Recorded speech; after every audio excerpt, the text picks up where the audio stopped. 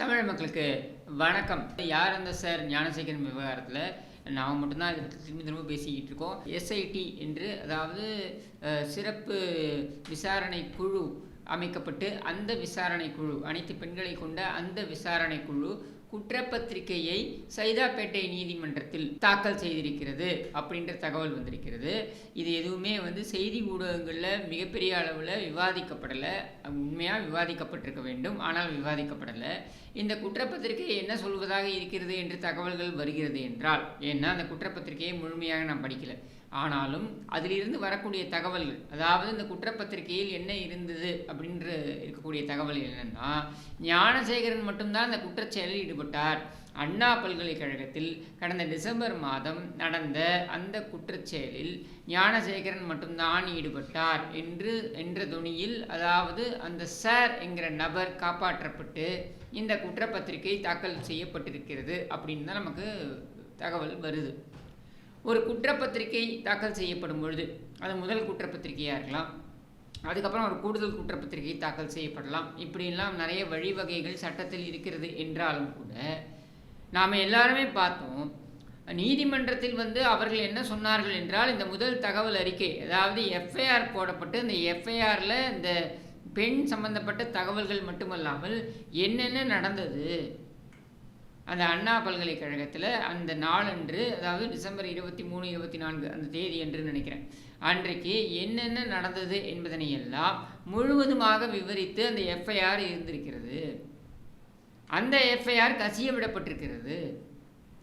அவ்வாறு விடப்பட்ட அந்த எஃப்ஐஆரில் பார்த்தீங்கன்னா மிக தெளிவாக சார் என்கிற ஒரு நபர் இருந்தது அப்படின்றத பதிவு செய்கிறார். யார்? இந்த புகார் கொடுத்த இந்த பாதிக்கப்பட்ட பெண் அதை மிக தெளிவாக பதிவு செய்கிறார். என்னென்னு பதிவு செய்கிறார்? நான் கட்டாயப்படுத்தப்பட்டு அங்கே இருக்க வைக்கப்பட்ட பொழுது ஒருவருக்கு ஃபோன் செய்தார். இந்த குற்றம் சாட்டப்பட்ட அல்லது குற்றவாளி எப்படி வேணால் எடுத்துப்போம், இவர் ஃபோன் செய்தார். அது மட்டும் இல்லாமல் அதுக்கு முன்னால் என்கிட்ட நீ அந்த சார் இடம் என்னுடன் இருப்பது போல இணக்கமாக நீ நடந்து கொள்ள வேண்டும் என்று நிர்பந்தித்தார் என்பதனை எல்லாம் விவரித்திருக்கிறார். இந்த எஃப்ஐஆரை விவரித்திருக்கிறார். இப்போ ஒரு பக்கம் என்ன பண்ணிட்டாங்க இவங்க, இந்த எஃப்ஐஆர் குறித்து யாரும் எதுவும் பேசக்கூடாது, யாரும் எதுவும் விவாதிக்கக்கூடாது, விவாதித்தால் நாங்கள் நடவடிக்கை எடுப்போம் அப்படின்னு ஒரு மிரட்டலை விட்டு விட்டார்கள். அடுத்து இந்த எஃப்ஐஆரை யார் கசிய விட்டிருக்கலாம் அப்படின்ற கேள்விக்கு நாங்கள் விசாரணை நடத்துவோம் என்று சொன்னார்கள். அதன் அடிப்படையில் பார்த்தீங்கன்னாக்க சில பத்திரிகையாளர்களை அவர்களை அழைத்து அவர்களுடைய ஃபோனை பிடுங்கி வைத்து கொண்டு நாங்கள் விசாரிக்கப் போகிறோம் அப்படின்னு சொல்லி மிரட்டியதாக அந்த பத்திரிகையாளர்களே வெளில குமுறி இருக்கிறார்கள். இதெல்லாம் ஒரு புறம்.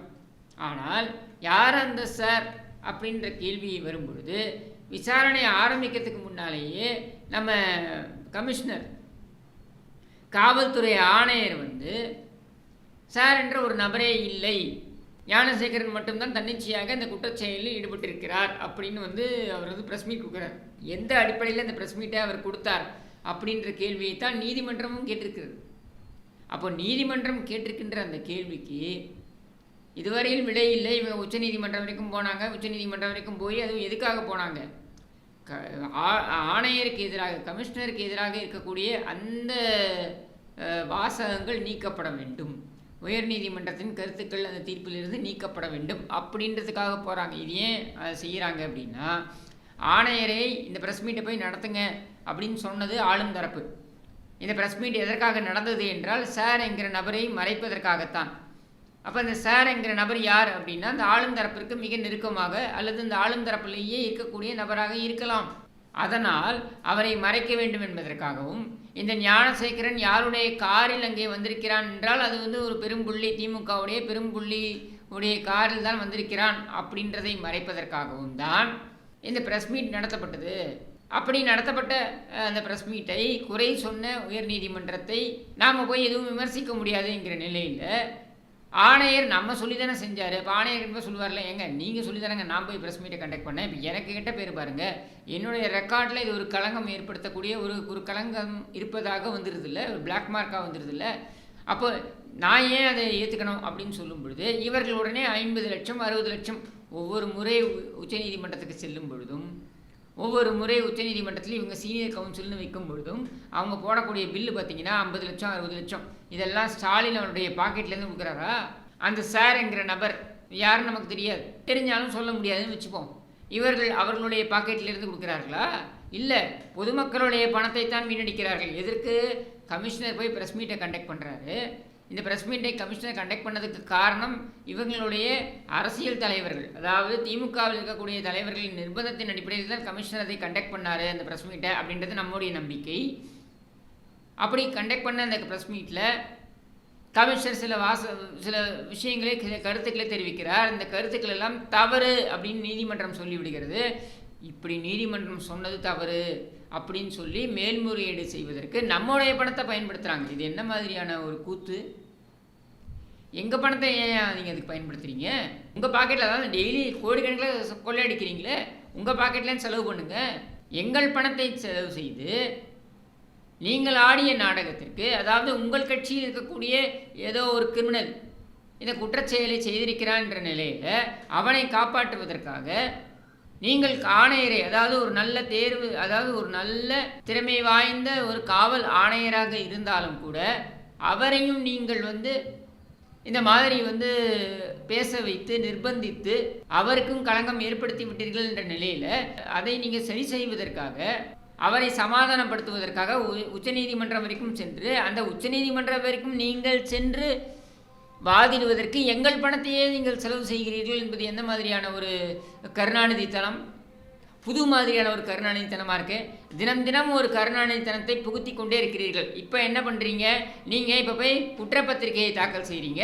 இந்த குற்றப்பத்திரிகையில் பார்த்தீங்கன்னாக்கா மிக தெளிவாக நீங்கள் சொன்னதாக தகவல்கள் வருகின்றன. என்ன அப்படின்னா, ஞானசேகரன் மட்டும்தான் அதை செய்தான், அவனுக்கு சகல வசதிகளும் வழங்கப்படுகிறது, சிறையில் செல்ஃபோன்லேருந்து எல்லாம் வழங்கப்படுகிறது அப்படின்ற குற்றச்சாட்டம் வருது. அப்போது இங்கே ஞானசேகரன் எந்த உண்மையும் வெளியே கக்கி விடக்கூடாது, எதையும் வெளியே சொல்லிவிடக்கூடாது என்பதற்காக அவனை பொத்தி நீங்கள் பாதுகாப்பதோடு அல்லாமல் அவனுடன் அந்த சார் பேசுவதற்கு ஏதுவாக காவல்துறையுடைய அந்த கண்காணிப்பிலேயே போலீஸ் கஸ்டடிக்கு அவன் எடுக்கப்பட்டு முதல் நாள் அவனுக்கு உடம்பு செய்யாமல் அவன் ஹாஸ்பிட்டலுக்கு போவானா, கரெக்டாக அந்த காவல்துறையுடைய போலீஸ் கஸ்டடி முடிகின்ற அந்த நாள் அன்னைக்கு அவனுக்கு திருப்பி உடல்நிலை மோசமாகி திரும்பி ஹாஸ்பிட்டலுக்கு போவானா, அங்கே பேச்சுவார்த்தைகள் நடைபெறுமா? இதுதான் இங்கே நடந்து கொண்டிருக்கிறது. அதன் அடிப்படையில் இப்பொழுது என்ன பண்ணுறீங்க?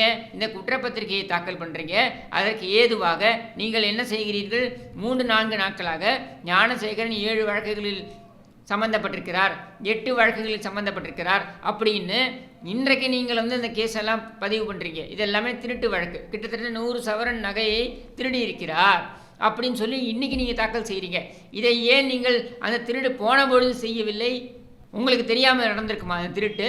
இவ்வளவு திருட்டுகள் நடந்திருக்கிறது என்றால் அது காவல்துறைக்கு பல மாதங்கள் தெரியாமல் இருந்ததா, அல்லது தெரிந்தும் வாய்மூடி இருந்தீர்களா? இப்படி பல கேள்விகள் இருக்கின்றன. இதெல்லாம் கடந்து அந்த சார் என்கிற நபரை மூடி மறைப்பதற்காக இந்த குற்றப்பத்திரிகை ஞானசேகரன் மட்டும்தான் செய்தார், தனிநபராக செய்தார் என்று நீங்கள் தாக்கல் செய்து அந்த சார் என்கிற அந்த அயோக்கிய ராஸ்கலை, திமுகவில் இருக்கக்கூடிய அந்த அயோக்கிய ராஸ்கலை தப்பிக்க வைப்பதற்கு நீங்கள் முயற்சி செய்திருக்கிறீர்கள், செய்து வருகிறீர்கள். இதற்கு காவல்துறையும் துணை போகின்றது என்பது கேவலம் என்பதனை சொல்வதற்கு எங்களுக்கு எந்த தயக்கமும் கிடையாது. அடித்து சொல்கிறோம், இந்த விவகாரத்தில் உங்களை சும்மா விடப்போவதில்லை. நாங்கள் தொடர்ந்து கேள்வி கேட்டுக்கொண்டே இருக்க போகிறோம். நீங்கள் என்ன நடவடிக்கை எங்கள் மீது பாய்ச்சுகிறீர்கள் என்பதனையும் பார்க்கிறோம் என்று கூறி விடைபெறுகிறேன். நன்றி, வணக்கம்.